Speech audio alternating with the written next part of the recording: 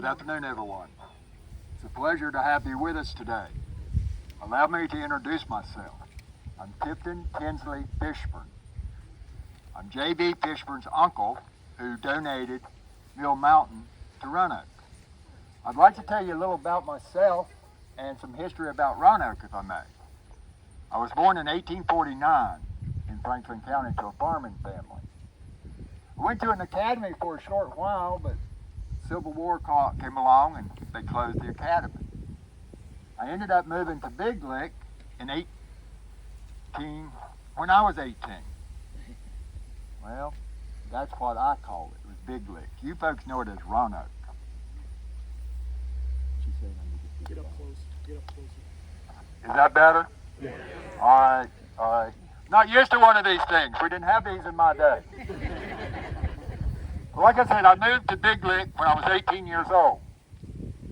Thought about being a minister for a while, changed my mind and moved back to Franklin County. Me and two other men opened a general merchandise store in Rocky Mount. That was during Reconstruction. The following year, I decided that really wasn't what I wanted to do after all.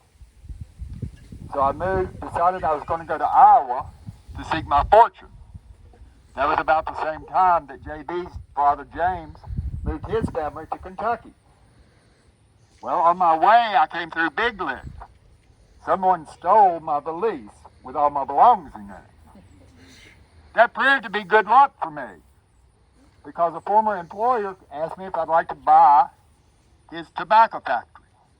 Me and a brother and another gentleman bought the factory, renamed it Fishburn Brothers and Taylor. I ran that for about 20 years while I was doing other things.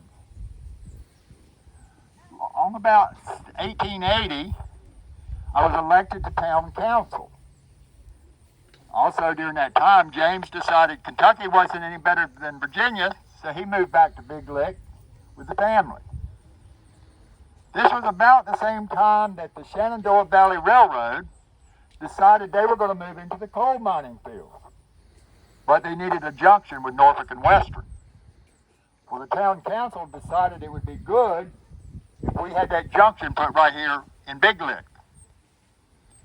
We also decided the best way to do that was to present them with a monetary gift. We raised $10,000 and gave it to the Shenandoah Valley Railroad. The junction was put here. That really made Big Lick take off. We grew by leaps and bounds. By 1882, we had reached city status, so we became a city. Then in 1884, I suggested the name be changed, and it was changed to Roanoke. And that's what you folks know it as. 2 years later, we were booming, and it was decided we needed a railroad line that ran from Roanoke to Winston-Salem. That opened in 1892. By this point, Roanoke had become one of the largest, fastest growing industrial areas around here, all thanks to the railroad. Well then, along about 1889, I decided to try another venture. I decided I wanted to open a bank. But to open a bank, you got to have money up front. So JB helped us raise stocks and bonds, and we opened up the National Exchange Bank in 1889 with $100,000. You see, I had a lot of different business ventures during my lifetime, but I guess probably the one I'm the most proud of is Roanoke Hospital, which later became Carillion.